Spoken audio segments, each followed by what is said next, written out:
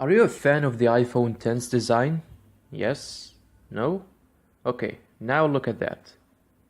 What do you think? Stick with me here and I'll tell you the whole story.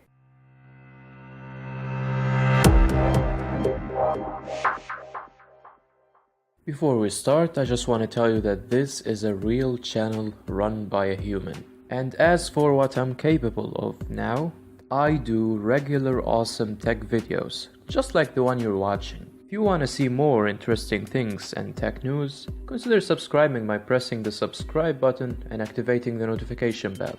This really makes my day better. Anyway, back to today's topic. The S9 with the notch that you saw is not real and won't happen. If you remember what Samsung's Senior Vice President of Marketing at Unpacked said, and as always, there's no notch. So this makes it very unlikely for the notch to happen to a Samsung device. What are these renders then? Well, they were created by Martin Hajek, who designs concepts and some other nice things. I'll leave a link to his website down in the description box. I mean, just look at how elegant the notch looks on the S9 with its minimal bezels. That will also make the highest screen-to-body ratio in a phone, if it were true, because of these minimal bezels. In fact, you will be surprised to know that the S8, which has more bottom bezel than the S9, has more screen-to-body ratio than the iPhone X. This is due to the relatively thicker bezels of the iPhone X. You might be wondering, why didn't Samsung go for the notch then? Well, you can imagine multiple reasons, but I will give you two. First, the notch eats a piece of the display, so you will miss some content when you're watching videos in landscape mode, for example.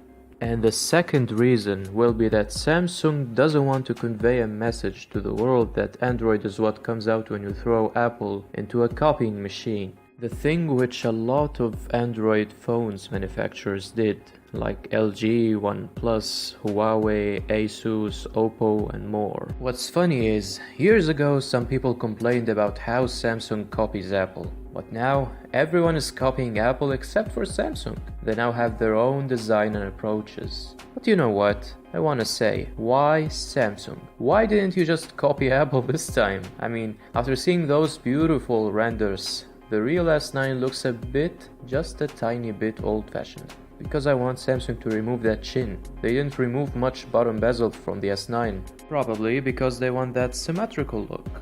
But I really want to see that bottom bezel completely removed with the upcoming Note 9 or even the Galaxy S10. Wouldn't that be exciting?